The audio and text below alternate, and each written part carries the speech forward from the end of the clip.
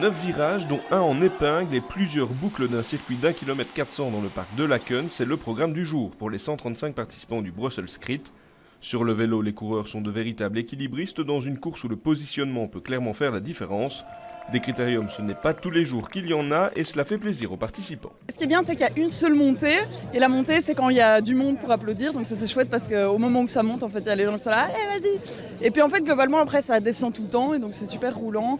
Il y a juste le moment où il y a l'épingle, là où c'est vraiment pas évident. Surtout que c'est pas des choses qu'on a vraiment l'habitude de faire à vélo. C'est très sympa. Il y a aussi des plus petits qui arrivent de temps en temps, mais ça fait très plaisir en tant qu'amateur de faire ce genre de truc-là, on adore quoi. Pour les organisateurs, ce n'est que leur deuxième grande course officielle, mais l'événement a attiré le double de coureurs par rapport à l'an dernier, preuve que la course attire et intéresse un grand nombre de cyclistes. On est 3 un peu à gérer sur tout le temps, plus un deuxième niveau, on doit être en tout 5-6, plus tous nos bénévoles qui nous aident. Et je pense qu'on peut le voir tout le monde avec un sourire sur les lèvres. Et ce qui est chouette, c'est qu'on a des gens qui viennent de partout en Europe. Là, on a des Hollandais qui sont venus, on a une Parisienne qui est venue dans la course Fixie B. Après les courses hommes et femmes avec des vélos classiques, ceux-ci font place au Fixie, un vélo souvent utilisé lors des courses sur piste. Il diffère en plusieurs points d'un vélo traditionnel, ce qui rend la compétition plus impressionnante à voir et à faire. Alors, il y a certaines différences avec le vélo classique. La première, c'est qu'on va être en pignon fixe et pas du tout en roue libre.